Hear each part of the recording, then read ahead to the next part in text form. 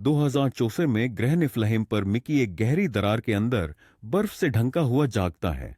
उसी लम्हे उसे एक जहाज नजर आता है और वह अपने दोस्त टीमो को आवाज देता है, जो मिक्की को देखकर हैरान रह जाता है। वो जिंदा है। लेकिन जब टीमो बाहर आता है तो वो सिर्फ मिक्की का फ्लेम थ्रोवर उठाता है और कहता है कि मिक्की को बचाने का कोई फायदा नहीं, क्योंकि वो तो वैसे भी मरने वाला है। क्योंकि मिक्की जल्द ही मर जाएगा, इसलिए उसे बचाने की जरूरत नहीं है। ये मिक्की एक क्लोन है और ये 17वां क्लोन है। हर बार जब वो मरता है, उसकी कंपनी बस उसका नया जिस्म बना देती है। उसकी यादें हर हफ्ते कंप्यूटर में अपलोड होती हैं और जब नया जिस्म तैयार होता है तो उसमें डाल दी जाती हैं। इस तरह उसकी यादों में कोई कमी नहीं आती।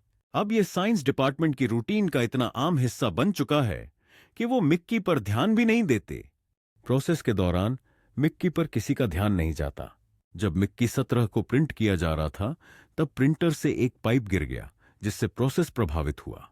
फिर साइंटिस्ट ने पाइप को दोबारा जोड़ दिया। क्लोनिंग जमीन पर बैन है और सिर्फ स्पेस में एक्सपेंडेबल्स पर की जाती है। मिक्की एक एक्सपेंडेबल है, यानी उसे खतरनाक मिशन पर भेजा जाता है, क्योंकि अगर वो मरे तो दूसरा बना दिया जाएगा, इसीलिए रिस्क की कोई परवाह नहीं की जाती। एक दिन उसे जहाज से बाहर भेजा गया कुछ रिपेयर करने, लेकिन जल्दी ही उसे सच्चाई का पता चला। उसे समझ आया कि उसे झूठ बोला गया था। मशीन बिल्कुल ठीक थी। असल में वो चाहते थे कि मिक्की रेडिएशन में झुलसे और सब महसूस करके बताए। जो कुछ भी वो महसूस कर रहा था वो शेयर करे, जब तक उसकी मौत धीरे धीरे हो। अचानक एक टूल गिरा और उसका हाथ काट दिया, जिसे साइंटिस्ट्स ने बहुत कूल माना। अगला मिक्की जो उन्होंने प्रिंट किया, उसके पास जीने के लिए सिर्फ 15 मिनट थे, तो वैज्ञानिकों ने ध्यान केंद्रित किया। नमूने ले रहे हैं जिनको डोडोरोथी ने खास कहा। यह 4 साल पहले धरती पर शुरू हुआ था। मिक्की टीमो का बेहतरीन दोस्त था, जिसने उसे कुछ संदिग्ध लोगों से कर्ज लेने के लिए मना लिया। मैक्रॉन की दुकान खोलो। कारोबार अच्छा नहीं चला और जल्दी ही खतरनाक लोग उन दोनों के पीछे पड़ गए पैसे मांगने के लिए। टिमो और मिक्की ने भागने की कोशिश की, लेकिन आदमियों ने खास ग्रेनेड फेंके जिनसे उन्हें करंट लगा, जब तक वे बेहोश नहीं हो गए। जब वे जागे तो उनकी मुलाकात माफिया सरदार डेरियस से हुई, जिसे अपने शिकारों को काटने में मजा आता था। चेनसो से कटे हुए शव। दोस्तों ने समझ लिया कि अगर उन्हें पैसा नहीं मिला तो वे भी मर जाएंगे। उसी तरह उन्होंने धरती छोड़ने का फैसला किया। मिक्की ने कॉलोनी अभियान के लिए आवेदन किया, लेकिन लाखों लोग आवेदन कर रहे थे क्योंकि अभियान की अगुवाई पूर्व कांग्रेसमैन केनेथ ने की थी, जिसने अपने पिछले 2 चुनाव हारे थे। उसके पास बहुत सारे कट्टर समर्थक थे जो उसके लिए कुछ भी करने को तैयार थे, और इसी ने उसे एक बड़ा प्रायोजन, एक विशेष धार्मिक संगठन से टिमो के लिए अभियान में जगह पाना आसान था, क्योंकि किसी तरह उसे एक सीखने वाले का पायलट के रूप में अनुमति दें। मिक्की के पास कोई योग्यता नहीं थी, इसलिए उसने आवेदन पर एक्सपेंडेबल चुन लिया, बिना यह जानने के लिए पड़ रहा था कि यह किस बारे में था। एक कंपनी प्रतिनिधि ने मिक्की को एक सैर कराई, जबकि उसे खर्च होने वाली चीजों के बारे में बताते हुए प्रिंटर ने स्पेसशिप से सारा कार्बनिक कचरा जैसे खाने के बचे हुए टुकड़े, मानव मल ले लिया और नए क्लोन छापने के लिए मृत शव भी। जो भी हो, मिक्की उसकी मोहक खुशबू से इतना विचलित था कि उसने एक शब्द भी मुश्किल से सुना। उसने कहा, इसी औरत ने उसके माथे पर के मुहासे को हटा दिया ताकि वह हर कॉपी पर पहले से मौजूद न हो। मिक्की को शुरुआती स्कैन के लिए मशीन में भेज रहे हैं। फिर उसने उसकी यादों का बैकअप ले लिया जो एक ईंट में संचित थीं। उसे एक खास मिश्रण का इंजेक्शन दिया गया, जिसने उसकी पुरानी यादों को उत्तेजित कर दिया, जिससे मिक्की अपनी मां की मौत को याद करना। छोटे मिक्की ने उनकी कार की सवारी के दौरान एक लाल बटन दबाया और गाड़ी दुर्घटनाग्रस्त हो गई। इस याद को दोबारा जीने की वजह से उसका दिमागी संतुलन बिगड़ गया। उस औरत ने उसे एक बंदूक दी और उसे सिस्टम में अपने विश्वास का सबूत देने के लिए खुद को मिटा देने को कहा, क्योंकि उसे मरने की आदत डालनी थी। मिक्की ने ऐसा करने की हिम्मत नहीं की, तो उसने ट्रिगर दबाया, लेकिन कुछ नहीं हुआ। बाद में अंतरिक्ष यान उड़ गया और मिक्की को नई जिंदगी की आदत डालनी पड़ी, जो थी दस्ता। भोजन बहुत ही खराब था और सभी को सख्ती से राशन दिया जाता था। अगर उन्होंने और लेने की कोशिश की तो एक अलार्म उन्हें उसे छोड़ने पर मजबूर कर देता। कर्मचारियों के पहले दोपहर के भोजन के दौरान केनेथ अपनी पत्नी येल्फे और सहायता के साथ आया। चर्च द्वारा भेजा गया। केंथ उतना समझदार नहीं था और येल्फे और चर्च द्वारा इस्तेमाल किया जा रहा था, यह स्पष्ट था। अपने मकसद के लिए एक कठपुतली, गालिबन ज्यादातर कर्मचारी उनके बड़े फैन थे और उन्हें देखकर बहुत उत्साहित थे, लेकिन कुछ लोग शांत रहे। वही वक्त था जब मिक्की ने सुरक्षा एजेंट नाशा को देखा और उसी पल उसके प्यार में गिर गया। नशा ने उसे अपने मेज पर बुलाया तो मिक्की उसके साथ बैठ गया। उसने उसके साथ अपना खाना बांटा और वे तुरंत एक दूसरे के करीब आ गए।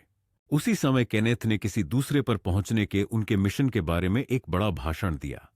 अपने खुद के समाज को शुरू करने के लिए ग्रह, क्योंकि राशन सीमित होगा जब तक ऐसी कॉलोनी स्थापित नहीं हो जाती। केनेथ नहीं, उन्हें जरूरत से ज्यादा कैलोरी बर्बाद करनी है, इसलिए उसने सारी शरारती संभोग पर पाबंदी लगा दी। यह लोगों द्वारा अच्छी तरह से स्वीकार नहीं किया गया था, इसलिए उसने उन्हें आश्वासन दिया कि जब वे ग्रह पर पहुंच जाएंगे वो एक संभोग प्रोत्साहन अभियान शुरू करेगा। उसके प्रशंसकों ने उसे एक नायक के रूप में देखा, पर नशा और मिकी ने इस नियम की परवाह नहीं की और शुरू कर दिया। छुपकर गंदा होने के लिए अपने खाली समय में वे अपनी स्थितियों की योजना बनाते थे और बाद में उन्हें दोहराने के लिए उन्हें नंबर आवंटित करते थे। वाक्यांश: क्रू सदस्य हमेशा मिकी से यह पूछने पर जोर देते थे कि मरना कैसा लगता है, जिससे वह असहज महसूस करता था। एक दिन नशा ने उन्हें गोली मारने की धमकी दी ताकि वे पता लगा सकें। इसने कैफेटेरिया में एक लड़ाई पैदा की और सुरक्षा ने उन सभी को रात एक पिंजरे में बिताने पर मजबूर कर दिया। मिक्की को भी उसका राशन आधा कर दिया गया।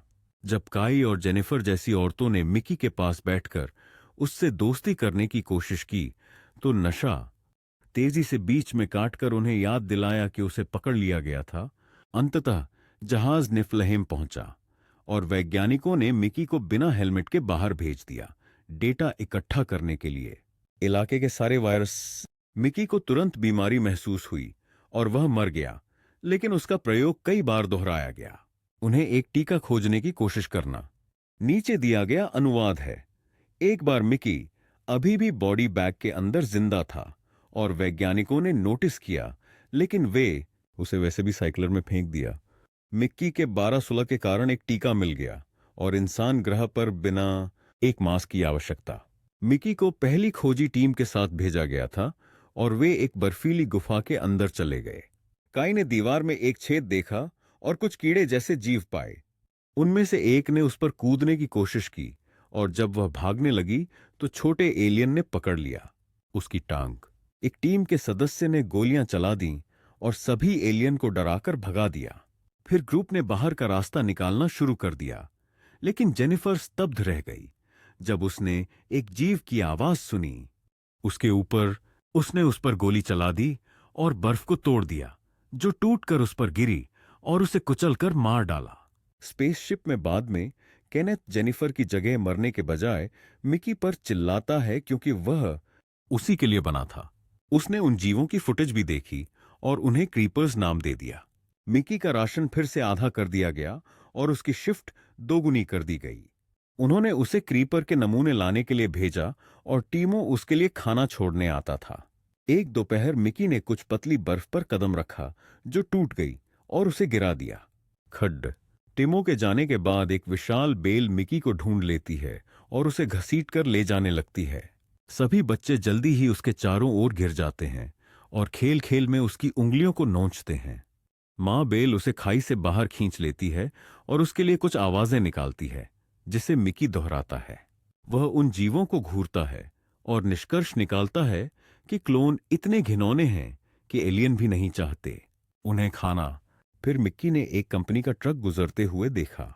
वो मदद के लिए चिल्लाने की कोशिश करता है, लेकिन वे उसे नहीं सुनते, इसलिए मिकी भागता है जब तक कि वह चढ़ न जाए वाहन के शीर्ष पर। जब वह जहाज पर वापस आता है तो मिकी अपने कमरे में जाता है और अपने बिस्तर पर लेट जाता है। केवल उन्होंने पाया कि मिकी 18 पहले ही छप चुका है और वहां भी मौजूद है। 17 गैरकानूनी होने के कारण घबरा जाता है और 18 उसे गिराने के लिए एक वजन फेंकता है। बाहर मल्टीपल के साथ समस्या धरती पर तब शुरू हुई जब क्लोनिंग की विधि खोजी गई। नैतिकता समिति क्लोनिंग के दुरुपयोग के बारे में चिंतित थी, खासकर क्योंकि विज्ञान टीम के एक सदस्य एलन पर समाज विरोधी मनोरोगी होने का शक था। एक गवाह ने उसे शहर में बेघर मर्दों की सारी मौतों के पीछे का आदमी बताया, परंतु एलन के पास एक बिल्कुल सही अलिबी था। अंततः पुलिस को एलन के घर में छापा मारने की अनुमति मिल गई और उन्होंने पाया कि उसने चुपके से क्लोन बनाए हैं, अपने आप को अपराध करने और साथ ही एक अलिबी रखने के लिए। जब वो दो एलन पूछताछ किए जा रहे थे तो एक तीसरा एलन अभी भी हॉबोस को मार रहा था। सड़कें कि एलन भी पकड़ा गया था और वहां एक बड़ी बहस थी कि कानून को उस अद्वितीय पर कैसे लागू किया जाए।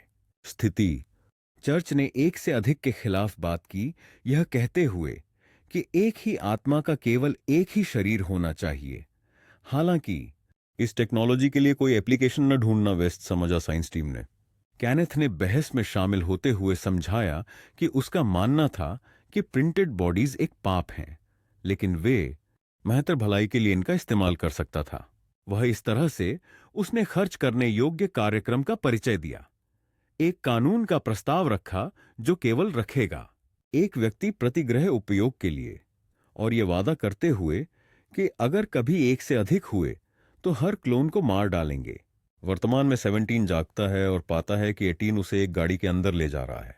उसे याद है कि नाश्ता ने उसे बताया था कि हर मिकी थोड़ा अलग होता है और 18 दिखाई देता है।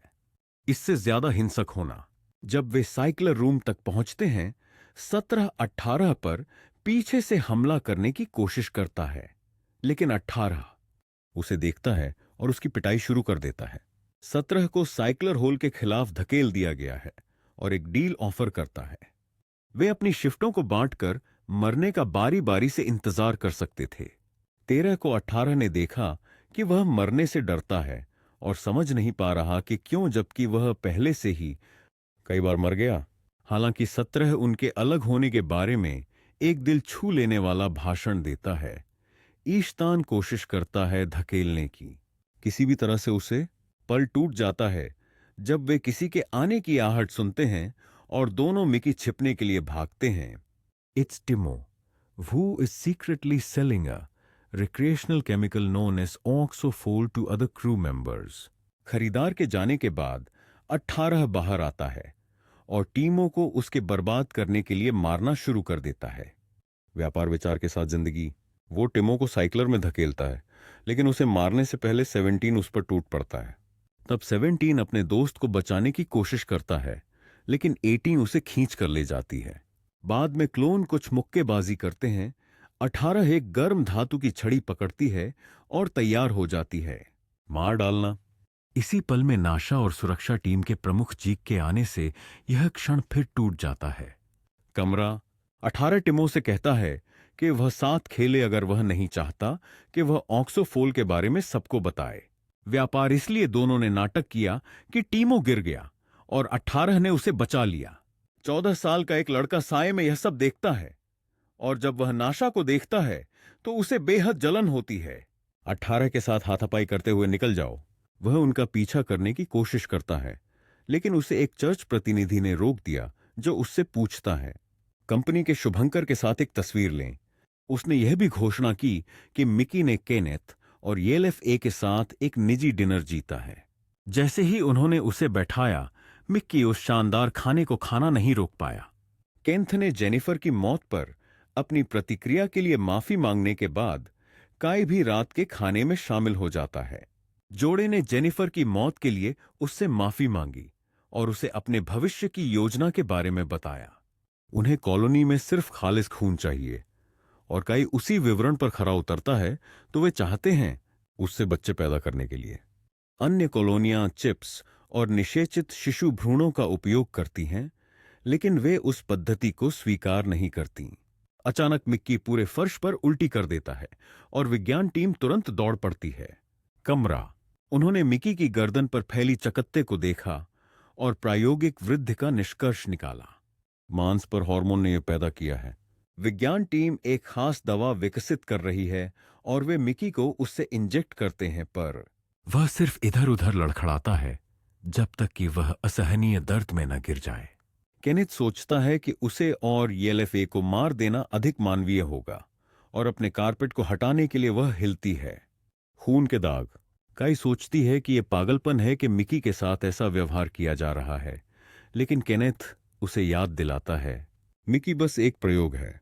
मिकी ने कहा कि उसे गोली मत मारो क्योंकि उसे अब बेहतर महसूस हो रहा है, और काई उसे लेकर चला गया। कै के कमरे में मिकी ने तस्वीरें देखीं जो दर्शाती हैं कि कै और जेनिफर एक समय में डेट किया करते थे। काई मिकी से पूछती है कि मरना कैसा लगता है, क्योंकि वह जानना चाहती है कि जेनिफर के लिए कैसा था। मिक्की यह मानता है कि यह डरावना है और वह इससे नफरत करता है। फिर काई उसके साथ प्यार जताने की कोशिश करती है, लेकिन मिकी घबरा जाता है और भाग जाता है। जब वो अपने कमरे में पहुंचता है तो नशा तुरंत उसे 17 पहचान लेती है, जिसका मतलब 18 होता है। पहले ही उसे बता दिया। उसने अपने लिपस्टिक का इस्तेमाल करके क्लोन के सीने पर नंबर लिखा, जबकि वह पागलों की तरह खिलखिला रही थी। Iton is more friendly to, and 17 notices an empty bottle that confirms the Onexophilia. Clones के बीच एक विवाद छिड़ जाता है, लेकिन नशा उन्हें रोकता है, यह कहते हुए कि वे साझा कर सकते हैं काम और खाना। नशा फिर क्लोन्स को बिस्तर पर ले आता है ताकि वे साथ में शरारती हो सकें। जब तीनों का मजा शुरू हो रहा है, काय कमरे में आता है और सब कुछ देखता है। एक शब्द कहे बगैर वह चल देती है और नशा उसके पीछे दौड़ता है। क्लोन्स टीवी देखते हैं, जो सिर्फ केनेथ का अपने वैज्ञानिकों से बेतुके पर तरीके से बात करना है। Talk show. 18 ने गुस्से में अपनी ड्रिंक पर्दे पर फेंकी, जैसे ही 17 ने उसे बताया क्या हुआ था। रात के खाने के दौरान उसने नाशा की बंदूक पकड़ी और कमरे से निकल गया, केनेथ को मारने के लिए तैयार। इधर नशा काय के पास पहुंचता है, जो मल्टीपल्स की रिपोर्ट करना चाहता है क्योंकि वे गैर कानूनी हैं। काय समझाती है कि वह चुप हो सकती है अगर नशा उसे एक मिकी देने के लिए राजी हो जाए, लेकिन नशा घबरा जाता है। मिकी एक ऐसा खिलौना नहीं है जिसे इधर उधर बांटा जाए। उनकी बहस टूट जाती है जब 18 भागता हुआ निकलता है और 17 उसके पीछे आते हुए कहता है 18 के पास जो औरतें हैं उनके पास बंदूक है। कैफेटेरिया में एक लेजर मशीन एक विशाल चट्टान को आधे में काट रही है ताकि काले हीरे को प्रकट किया जा सके।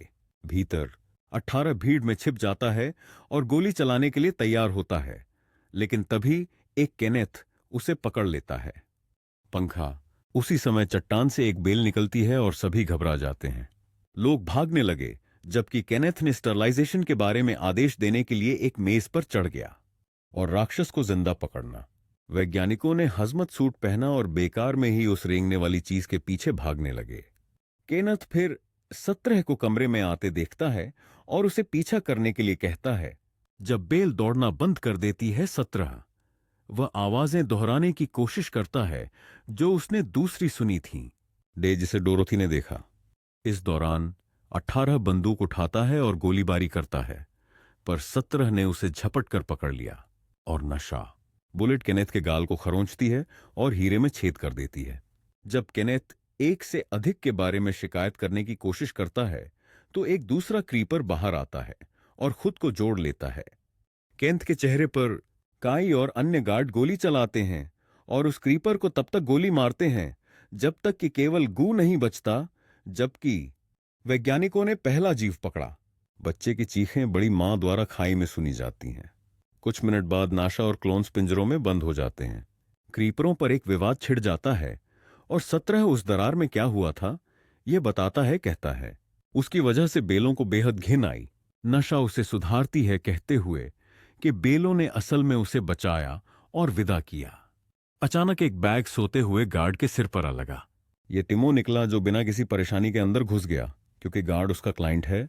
टीमो 17 को अपने दरवाजे पर पाए एक पत्र दिखाता है, जिससे पता चलता है कि डेरियस के आदमियों ने उन्हें अंतरिक्ष तक पीछा किया। नीचे दी गई वाक्य का हिंदी में अनुवाद है, दारियस पैसे को भूलने के लिए तैयार है अगर टिमो उसे मिकी के बनाए गए वीडियो का एक भेजे। चैनसॉ से टुकड़े टुकड़े कर दिया। जब गार्ड कैमरा सेट कर रहा है, टीमो रोता है और 17 से मदद मांगता है क्योंकि वह मरना तो है ही। काई ने टिमो को उसके नाटकीय व्यवहार के लिए बुलाया तो टिमो ने भीख मांगना बंद कर दिया और गार्ड से कहा 17 का स्वाद। 18 ने टिमो से कहा कि उसे 17 की जगह उसे लेना चाहिए, क्योंकि उसकी दर्द सहनशीलता अधिक है।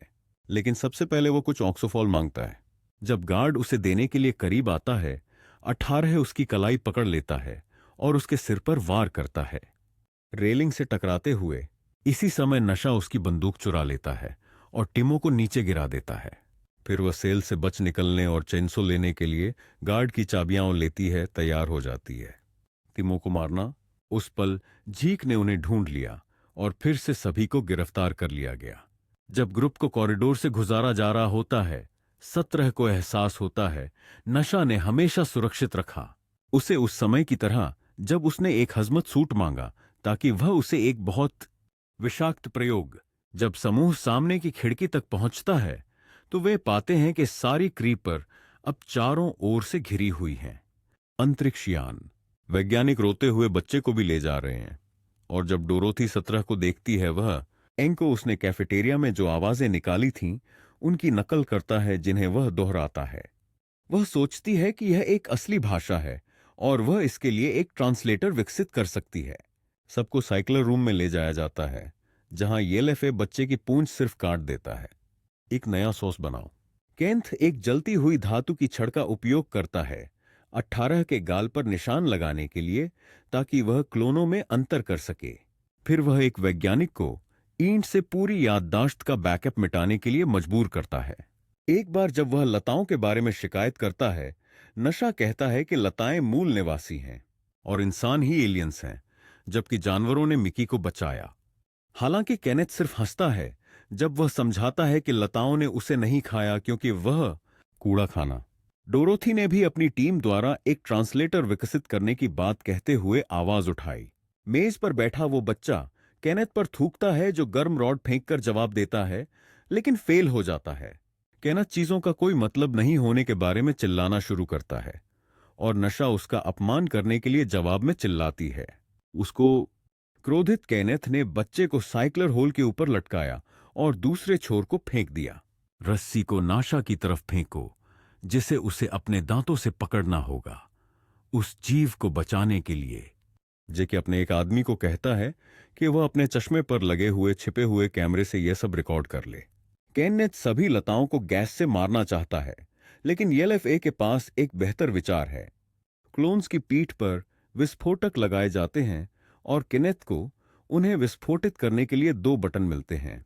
फा चाहता है कि वे जितने भी लता की पूंछें काट सकें काट दें और पहला मिकी जो 100 जीत वापस लाओ। विजेता जीने का हक रखता है और हारने वाले को मार दिया जाएगा। उनके बाहर जाते समय 17 ने कहा कि यह कार दुर्घटना के लिए सजा है। 18 हालांकि कहती है कि गाड़ी में कोई खराबी है और बटन दबाना एक संयोग था, तो उन्हें अपनी मां की मौत के लिए खुद को दोष नहीं देना चाहिए। डोरोथी लड़कों को प्रवेश द्वार पर पकड़ लेती है और उन्हें एक प्रोटोटाइप अनुवादक देती है। दोनों भीड़ में उन लता पौधों को ढूंढते हैं जब तक कि उन्हें मां नहीं मिल जाती जो मिकी को समझती है। अब उसने उसका नाम जान लिया और इशारा किया कि उसने उसे बचाया था, लेकिन इंसानों ने उसके बच्चे को मारकर जवाब दिया। अगर पकड़ी हुई लता भी मर जाए तो वह सभी इंसानों को मार डालने का वादा करती है। यह साबित करने के लिए वह चीखने लगती है और बच्चे उसकी नकल करते हैं। क्लोन अपने कान ढकते हैं, लेकिन मां एलियन समझाती है कि वे अपनी आंखें और दिमाग फट गया।